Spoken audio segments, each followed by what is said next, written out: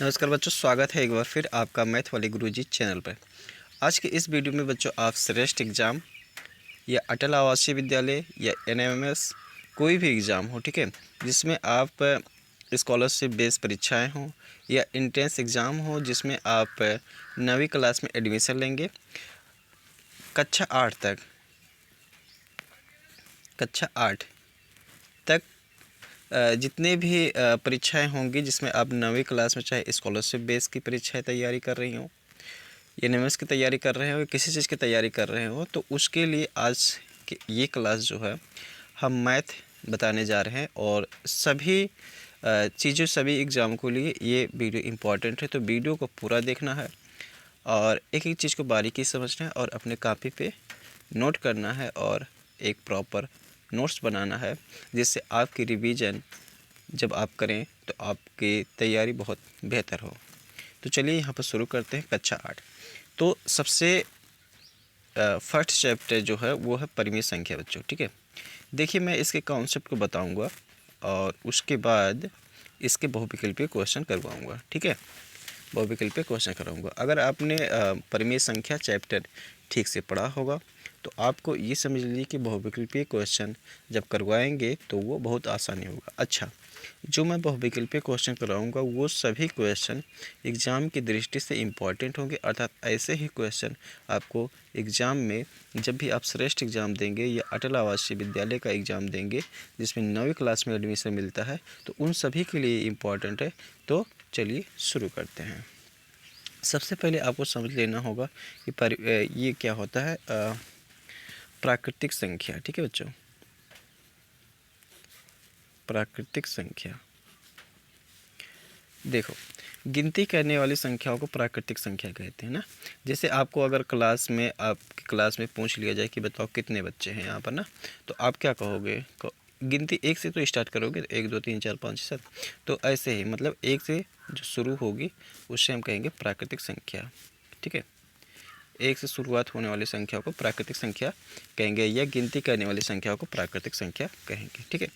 दूसरा देखो, दूसरा है बच्चों पूर्ण संख्या, ठीक है।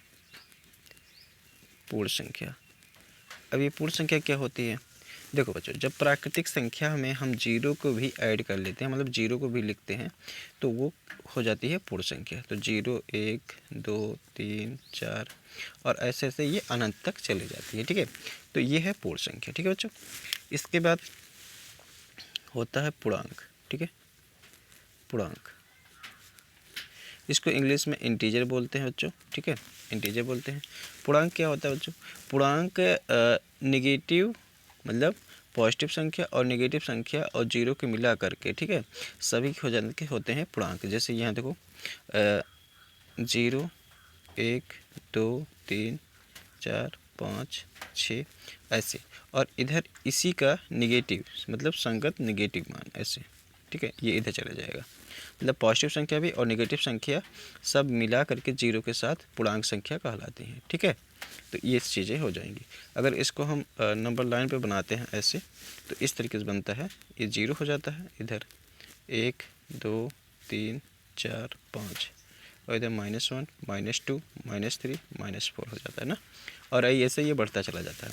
यहाँ एक चीज़ आप ध्यान दे पा रहे होंगे, जीरो के इधर सभी पॉजिटिव नंबर है, सभी पॉजिटिव नंबर, और जीरो के इधर सभी नेगेटिव नंबर।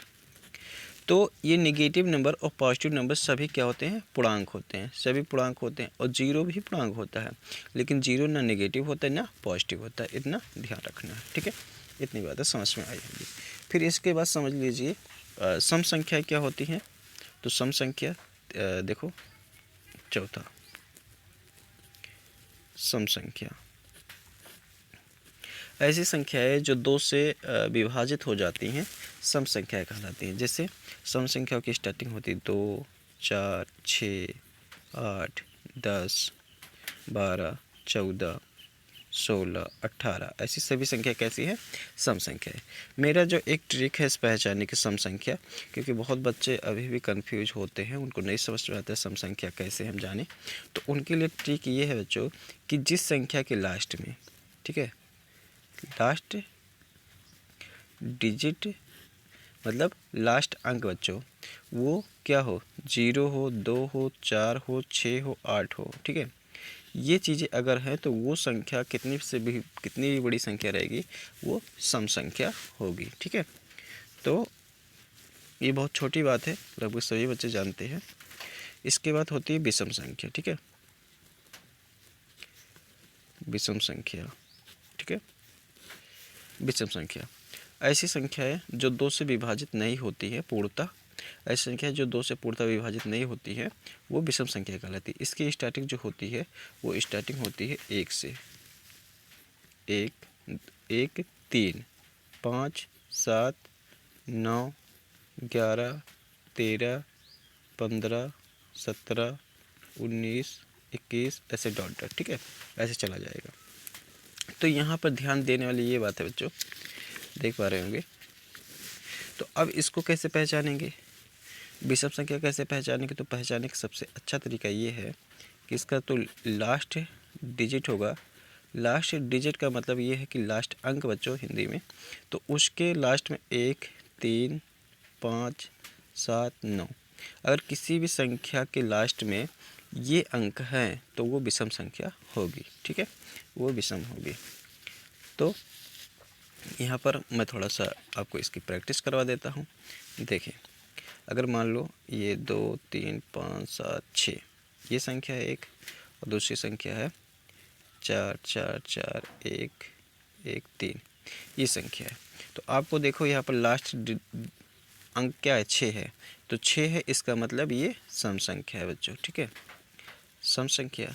ये देखो ये कितना है, 3 है, तो ये कैसे संख्या, विषम संख्या ना, विषम संख्या हो जाएगी। क्लियर है? इसी प्रकार से आप क्या कर सकते हो, बता सकते हो, ठीक है। अगला देखो, अगला जो है वो है अभाज्य संख्या है, ठीक है, अभाज्य संख्या है। छठा अभाज्य संख्या है जिसको इंग्लिश में बोलते हैं प्राइम नंबर, ठीक है। प्राइम नंबर में देखिए बच्चों बहुत लोग कंफ्यूज होते हैं प्राइम नंबर, तो यहाँ पर सीधे से ये समझ लो बच्चों, ठीक है, प्राइम नंबर ऐसी संख्याएं जो केवल 1 से और स्वयं से विभाजित होती हैं। ऐसी संख्याएं जो 1 से और स्वयं से विभाजित होती हैं वो अभाज्य संख्याएं कहलाती हैं। जैसे यहाँ पर देखो 2, 3, 5, 7, 11, 13, 19, 23 और ऐसे ऐसे डॉट डॉट आप सोच के लिख सकते हैं। तो ये सभी संख्याएं ऐसी संख्याएं हैं जो मात्र 1 से और अपने आप से विभाजित होंगी। जैसे देखो 2 का अगर देख लो तो 2 किससे किससे कटेगा बच्चों, बताओ, 1 से कटेगा और अपने आप से कटेगा, पूरा पूरा तक विभाजित होगा कि नहीं होगा, तो ये 2 हो गया। फिर देख लो 3 को, देख लो 3 बताओ किससे किससे कटेगा, 1 से कटेगा और स्वयं से कटेगा, इसके अलावा किसी से कटेगा नहीं कटेगा। तो ऐसी संख्याएं, जितनी भी संख्या मैंने लिखी हैं सभी 1 से और स्वयं से विभाजित होती हैं, इसके अलावा किसी भी संख्या से विभाजित नहीं होती हैं, वो संख्या अभाज्य संख्या कहलाती हैं। उम्मीद है समझ में आया होगा, ठीक है। इसके बाद अगला देखो, अगला है बच्चों भाज्य संख्या, ठीक है, अगला है भाज्य संख्या। यहाँ पर देखें,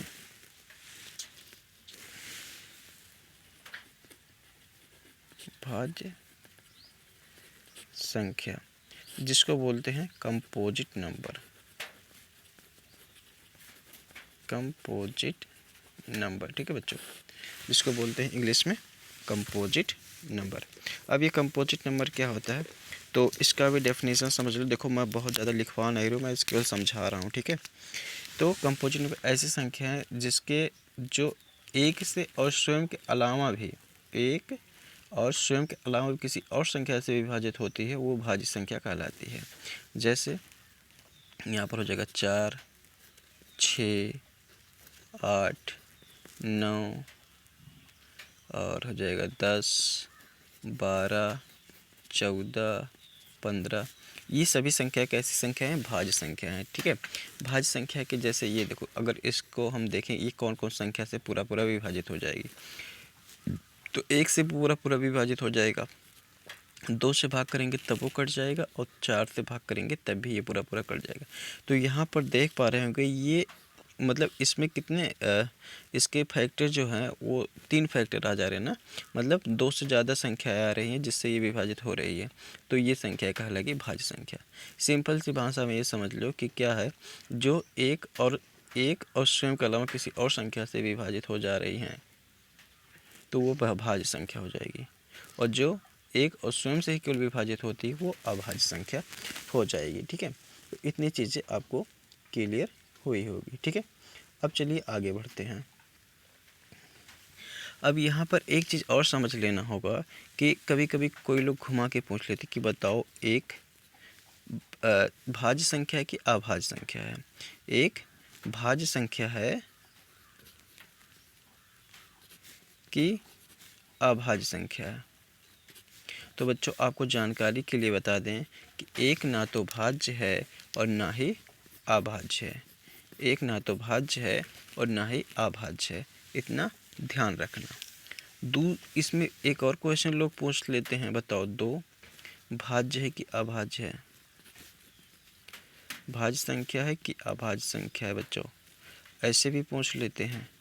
तो देखो 2 को मैं बता दूं, 2 जो होता है वो अभाज्य संख्या की कैटेगरी में आता है। 2 जो होता है वो अभाज्य संख्या की कैटेगरी में आता है, और 2 ही एक ऐसी सम संख्या है, सबसे पहली सम संख्या है जो अभाज्य संख्या की कैटेगरी में आता है। इसके अलावा कोई भी सम संख्या नहीं मिलेगा जो अभाज्य संख्या की कैटेगरी में आता होगा। ठीक है, इतनी चीज़ें समझ में आई है। अच्छा, अब आगे समझते हैं। इसके बाद समझ लीजिए बच्चों,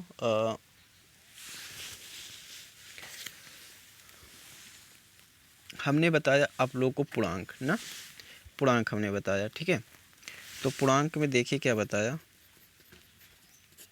पूर्णांक, ठीक है, जिसे इंटीजर बोलते हैं, इंटीजर।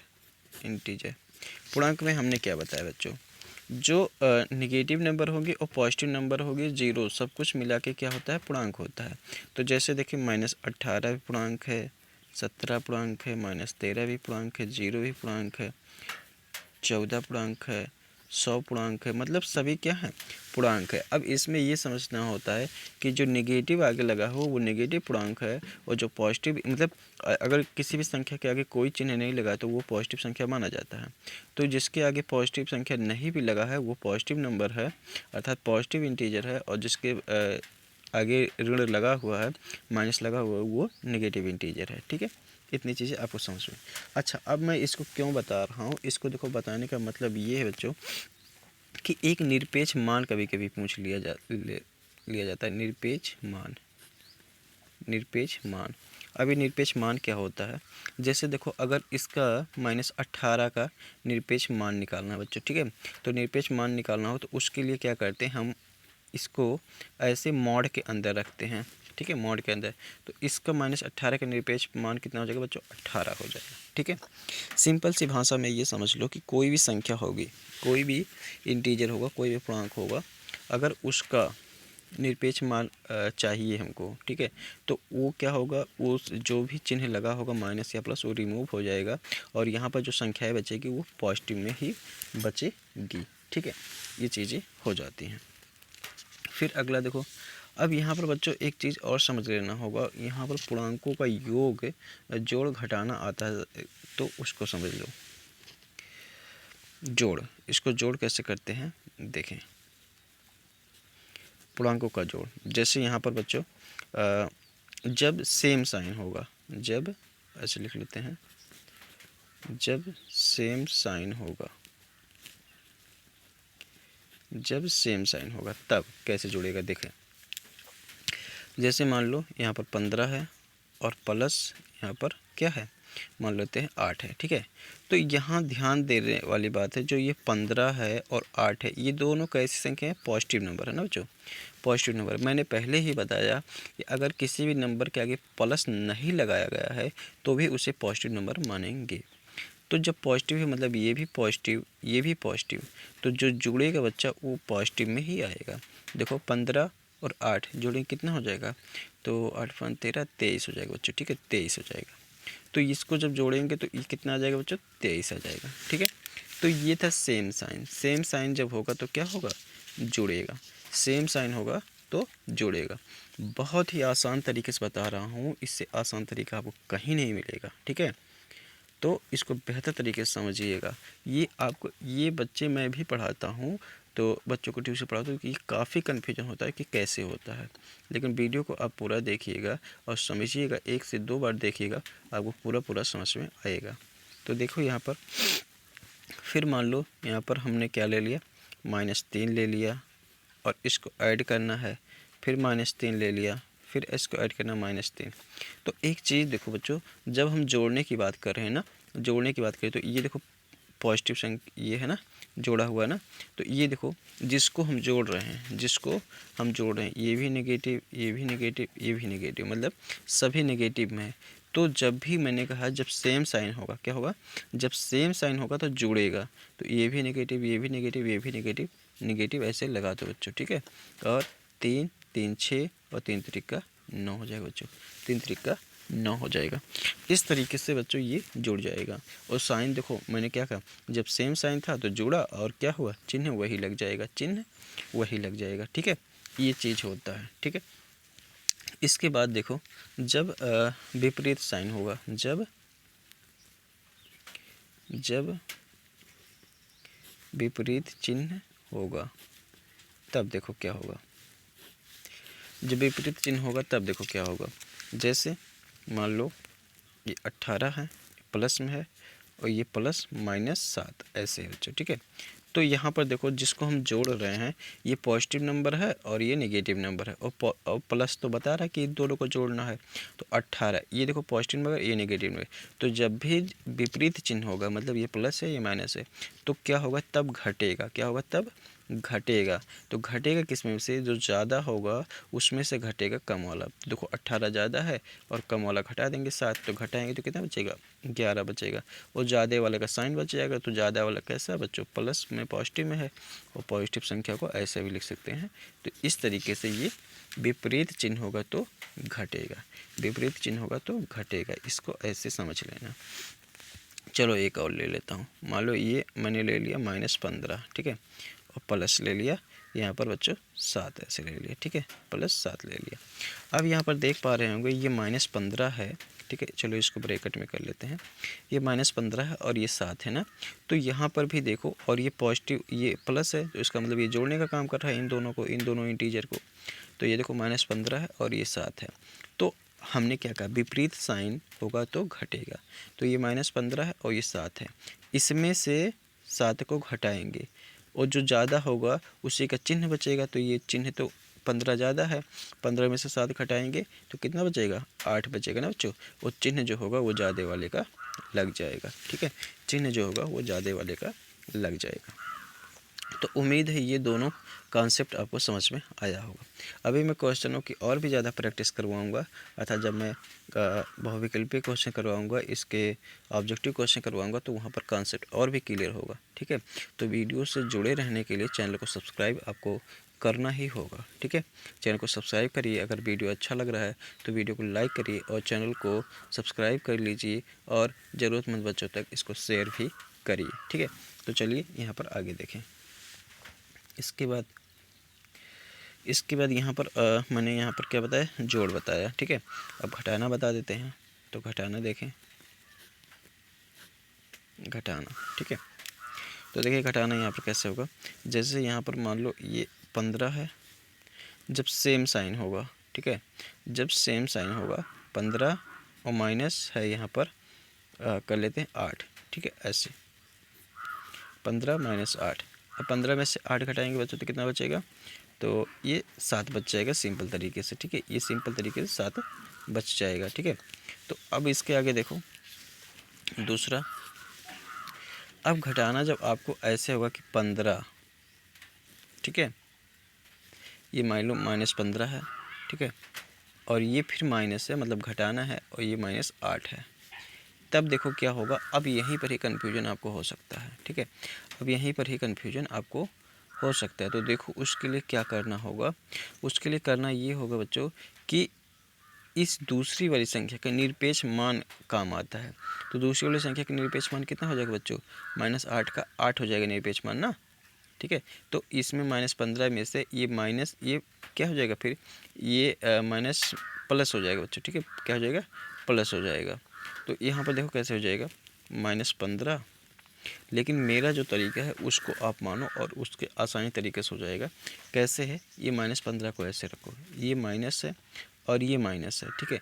इन दोनों का माइनस माइनस का मल्टीप्लाई करके ऐसे कर दो, प्लस हो जाएगा। और यहाँ पर अब देखो, यहाँ पर जो हो जाएगा, ये -15 है और ये 8 है, ठीक है, प्लस में है।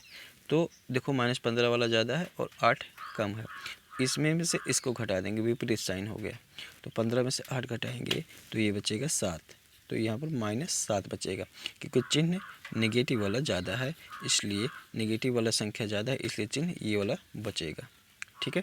तो इस तरीके से मेरा जो कॉन्सेप्ट है उसको समझ लीजिए। कॉन्सेप्ट ये है बच्चों कि प्लस और प्लस वाले साइन का जब गुणा होता है तो वो प्लस बचता है, और प्लस वाले साइन का गुणा जब माइनस से होता है तो माइनस का चिन्ह बचता है, और माइनस वाले का गुणा जब प्लस वाले साइन से होता है तो यहाँ पर माइनस बचता है, और जब माइनस वाले साइन का गुणा माइनस वाले से होता है तो यहाँ पर प्लस बचता है, ठीक है।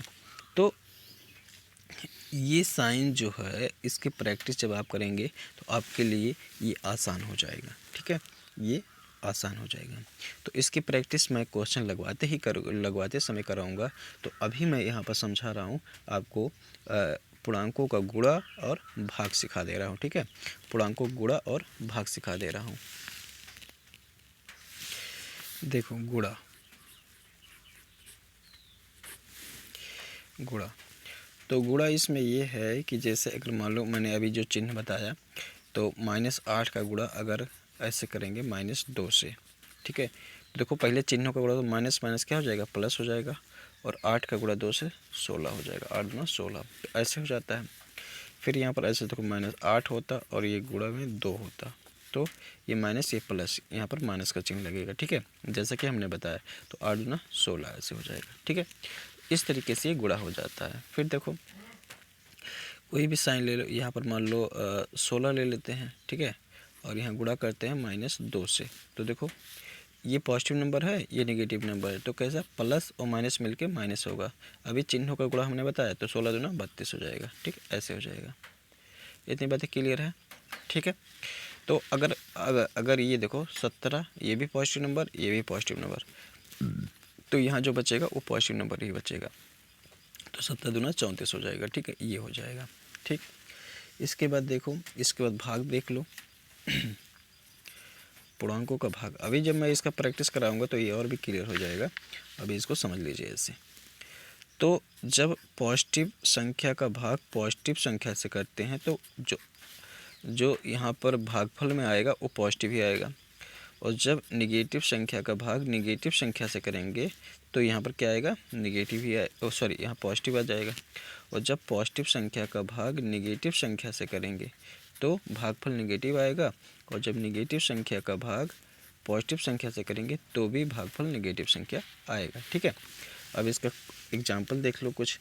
तो एग्जाम्पल कुछ इस प्रकार से है, जैसे यहाँ पर 20 का भाग हम 4 से करेंगे, 20 में भाग हम 4 से करेंगे, तो देखो ये भी पॉजिटिव ये भी पॉजिटिव, तो कितना हो जाएगा बच्चों, 5 आ जाएगा, जो कि 4 5 20 हो जाएगा, और पॉजिटिव संख्या ये भी आएगा, ठीक है। ये पहला हो गया।